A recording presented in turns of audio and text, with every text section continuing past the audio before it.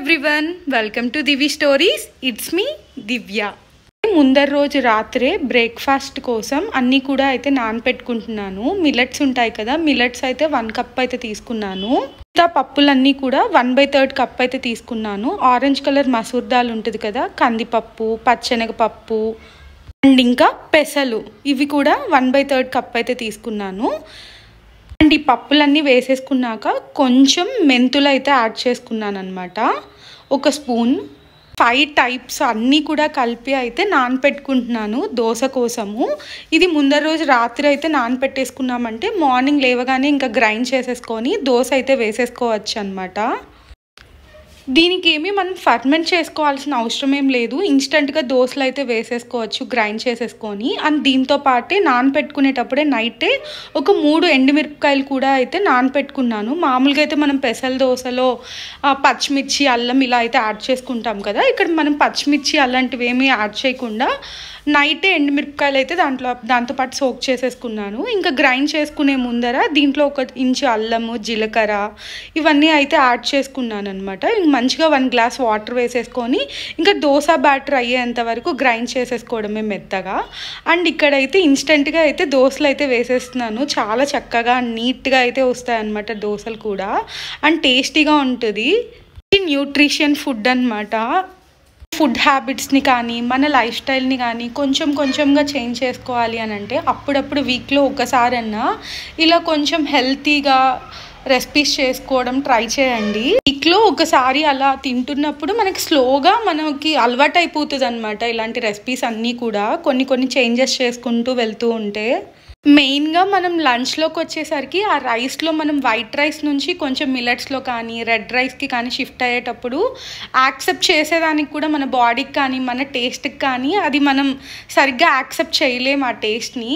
So ఇలా దోశలో కానీ అట్లా కానీ ఇంక్లూడ్ చేసుకుంటే మనకి ఈజీగా ఉంటుంది తినేదానికి. అల్లం చట్నీతో కానీ కొంచెం పల్లి చట్నీతో కానీ తినేసేయచ్చు.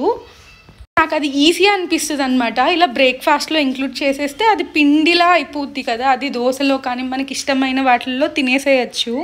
ఇంకా బ్రేక్ఫాస్ట్ నేను తినేసాక మా పాపకు కూడా బ్రేక్ఫాస్ట్ తినిపించేసి తనకు కూడా అయితే స్నానం చేయించేసాను అనమాట. అయితే నేను క్యారెట్ అండ్ యాపిల్ యాడ్ చేసి జ్యూస్ అయితే ప్రిపేర్ చేసుకున్నాను.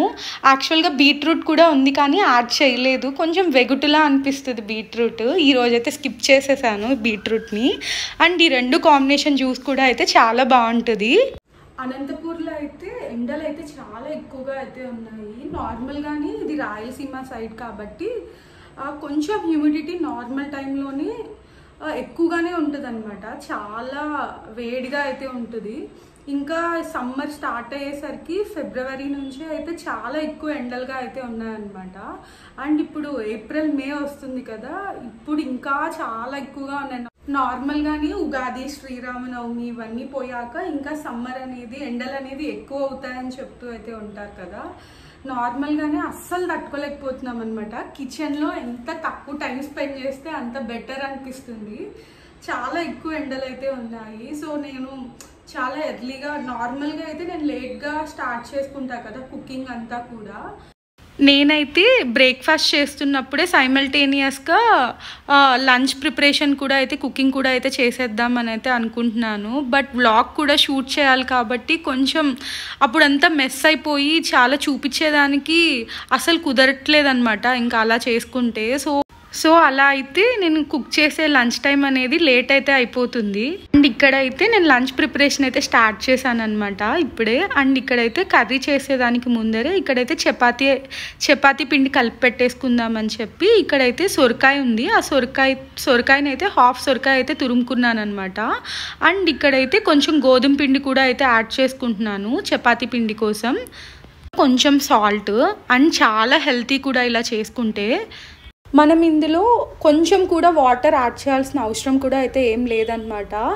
ఆ సొరకాయ పల్ప్ అయితే ఉంటుంది కదా తురుముకున్నది, దాంట్లో నుంచే మంచి వాటర్ అయితే వస్తాయి. ఇంకా తగినంత పిండి దానికి సరిపోయేంత వేసుకుంటే వాటర్ కూడా కొంచెం కూడా యాడ్ చేయాల్సిన అవసరం లేదు. ఇది నార్మల్ చపాతీ కంటే ఇలా అయితే వస్తాయన్నమాట. నేనైతే పూరీ ప్రెస్సర్ ఉంటుంది కదా, దాంతో అయితే చిన్ని బాల్స్గా అయితే చేసుకొని దాంతో అయితే ప్రెస్ చేసుకున్నాను. అండ్ చూసారా ఎంత స్పాంజ్లా అయితే ఉన్నాయన్నమాట. చాలా బాగా వచ్చాయి చపాతీలు.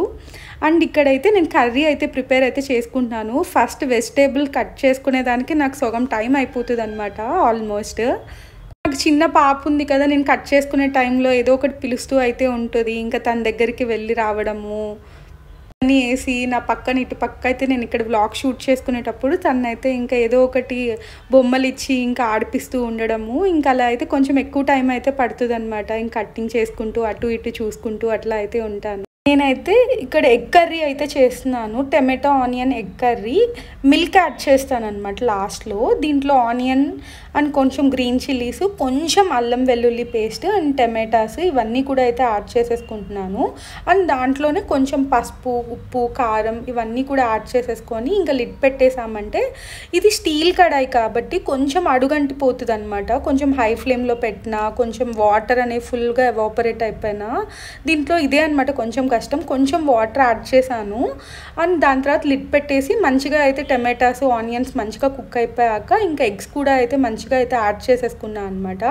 ఇంకా లాస్ట్లో మొత్తం కుక్ అయిపోయాక దీంట్లో అయితే మిల్క్ అయితే యాడ్ చేసుకుంటున్నాను. ఇది మా పాప పేరు వేదిక అనమాట. మా వేదికకి మా హస్బెండ్కి కూడా మిల్క్ యాడ్ చేస్తే ఎగ్ కర్రీ చాలా ఇష్టము. అండ్ ఎక్కువ కారంగా కూడా ఎక్కువ ఉండదు కదా, బాగుంటుంది. ఇలా చేసి చూడండి మిల్క్ యాడ్ చేసి మీరు కూడా. అండ్ ఇంకైతే లంచ్ కర్రీ, చపాతీ ఇవన్నీ కూడా అయిపోయాక ఇంకా సలాడ్స్ కోసం అయితే కీరా, క్యారెట్ అయితే ఇలా అయితే కట్ చేసుకున్నాను అనమాట. ఇంకా మా పాపకు కూడా అయితే ఈవినింగ్ కానీ మధ్యలో ఎప్పుడైనా ఆకలేసినప్పుడు ఇలా కట్ చేసి డబ్బాలో పెట్టేస్తాను అనమాట, ఫ్రీజ్ చేసేస్తాను. ఇంకా తనకి అప్పుడప్పుడు అయితే ఇంకా కప్స్లో వేసి ప్లేట్లో పెట్టి అలా అయితే ఇస్తూ అయితే ఉంటాను. అండ్ ఇలా అయితే నా ప్లేట్ని ఇలా అయితే రెడీ అయితే చేసుకున్నాను. సొరకాయ చపాతీ, సలాడ్స్, పెరుగు ఇలా అయితే మొత్తం కంప్లీట్ మీల్లా అయితే రెడీ చేసుకున్నాను.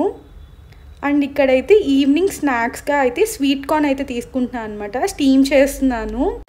మీ దగ్గర ఇలా స్టీమ్ చేసుకునేది లేకపోతే ఇలా చిల్లుల గిన్నె అయితే ఉంటుంది కదా, కింద అయితే ఒక దాంట్లో నీళ్ళు పోసేసి దానిపైన చిల్లుల గిన్నె పెట్టి దాంట్లో ఇది పెట్టేసి ప్లేట్ పెట్టేసామంటే అప్పుడు కూడా మంచిగా అయితే స్టీమ్ అయిపోతాయి. ఇలా మంచిగా ఆవిరికి ఉడికిపోయాయంటే మంచిగా కూడా ఉంటుంది ఆ వాటర్లో, కుక్కర్లో ఉడకపెట్టడం కంటే కూడా. అండ్ ఇక్కడైతే పప్పాయాస్ అయితే తీసుకుంటున్నాను అనమాట ఈరోజు ఫ్రూట్. అండ్ కొన్ని పప్పాయాస్ కూడా ఇలా కట్ చేసేసుకొని ఇలా ప్లేట్లో పెట్టేసుకుంటున్నాను. దీంతోపాటు డ్రై ఫ్రూట్ అయితే ఈరోజు అంజీర్ అయితే తీసుకుంటున్నాను అనమాట. ఇవి సోక్ చేసేసి అయితే తీసుకుంటాను, ఒక్కొక్కసారి జ్యూస్లో యాడ్ చేసేస్తాను. అండ్ కొంచెం స్వీట్ కార్న్, యాపిల్ ఇదైతే తీసుకుంటున్నాను అనమాట ఈరోజు స్నాక్స్. ఈజీగా అయితే డిఫరెన్స్ అయితే తెలుస్తుంది మన ఫేస్లో కానీ మన బాడీలో కానీ కొన్ని లైఫ్ స్టైల్ చేంజెస్ అనేవి చేసినప్పుడు. ఇక్కడ కొన్ని గ్రాసరీస్ కావాలని చెప్పి ఈవినింగ్ అయితే ఇక్కడ మా ఇంటికి దగ్గరలో ఉన్న సూపర్ మార్కెట్కి అయితే వచ్చా అనమాట. పవిత్ర సూపర్ మార్కెట్ అని చెప్పి. ఇక్కడ కొన్ని రెడ్ రైస్ ఇలాంటివి అయితే కావాలి. ఇక్కడైతే అన్నీ దొరుకుతాయి. బ్రౌన్ రైస్, మిల్లెట్స్, కీన్వా ఇవన్నీ కూడా అయితే దొరుకుతాయి అన్నమాట. ఇక్కడైతే నాకు స్టీల్స్, బౌల్స్వి ఇవన్నీ కూడా అయితే నాకు బాగా నచ్చుతాయి. ఇక్కడ మెయిన్గా నేను మిల్క్ బాయిలర్, స్టీల్ కుక్కర్ ఉంటుంది కదా, మిల్క్ కుక్కర్, దానికోసం అయితే వచ్చాను.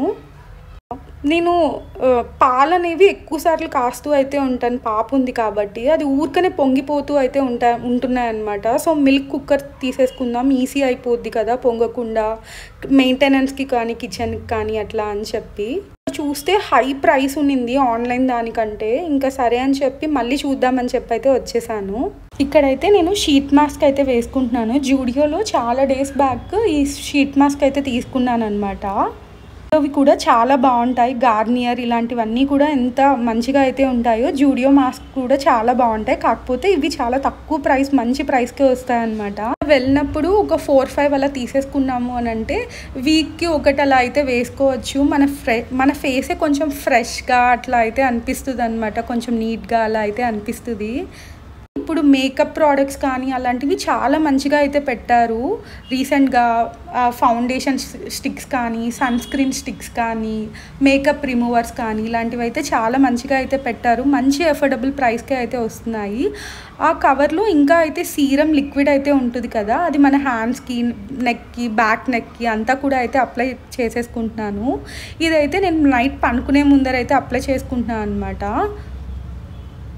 కొంచెం మనకి చాలా రిలాక్స్డ్గా అనిపిస్తుంది, మంచి ఇన్స్టెంట్గా అనిపిస్తుంది అనమాట మార్నింగ్ లేసి ఫేస్ చూసుకోగానే.